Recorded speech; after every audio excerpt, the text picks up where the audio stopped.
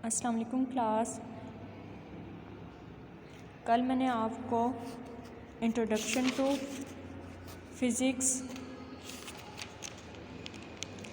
Branches of physics, physical quantities, base quantity और drive quantity ये करवाया था। आज हम पढ़ेंगे international system of units. International system of units में क्या है? Measuring is not simpling counting. जो पैमाइश है वो हम सिर्फ काउंटिंग करने को नहीं कहते।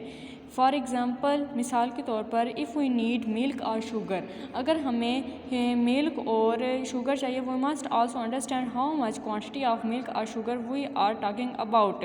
अगर हमें मिल्क और शुगर की ज़रूरत है तो हम मस्ट हमें उनकी क्वांटिटी का पता होना चाहिए कि कितनी शुगर है, कितना मिल्क है, हम कितने शुगर और कितने मिल्क के बारे में बात कर रहे हैं। Thus there is a need of some standard quantity of measuring comparing unknown quantities. तो इसके लिए हमें क्या ज़रूरत पड़ती है? स्टैंडर्ड क्वांटिटीज़ की ज़रूरत पड़ती है, कुछ यूनिट्स की ज़रूरत पड़ती है।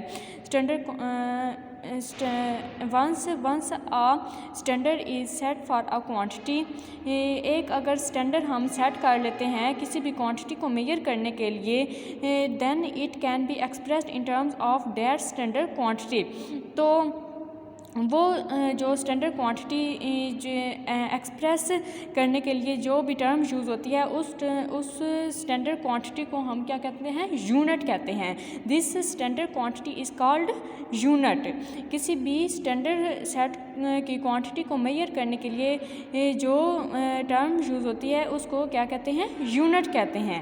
With the developments in the field of science and technology, हमें पता है कि वक्त के साथ साथ साइंस की फील्ड में और टेक्नोलॉजी की फील्ड में डेवलपमेंट्स होती जा रही हैं।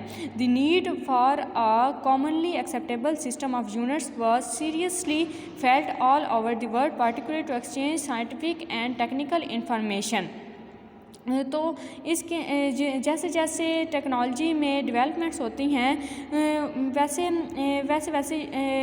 Need of commonly acceptable system of units was seriously felt all over the world, particular to exchange scientific and technical information. तो वैसे साइंटिफिक और टेक्निकल इंफॉर्मेशन भी एक्सचेंज करने की ज़रूरत पड़ती है। The 11th general conference of on weight and measures held in Paris in 1960 adopted a worldwide system of measurements called International System of Units. तो 11th जनरल कॉन्फ्रेंस में क्या हुआ था? 1960 में पेरिस में एक world wide system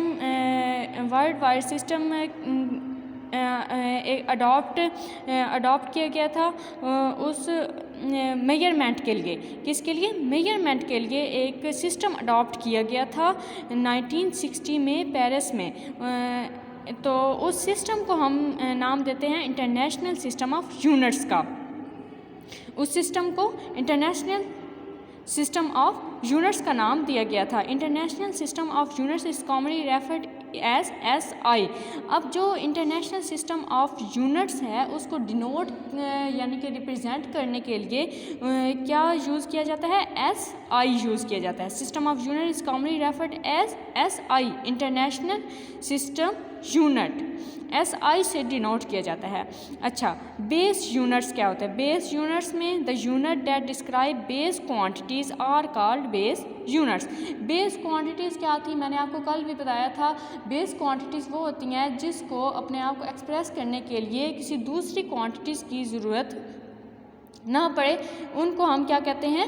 base quantities कहते हैं।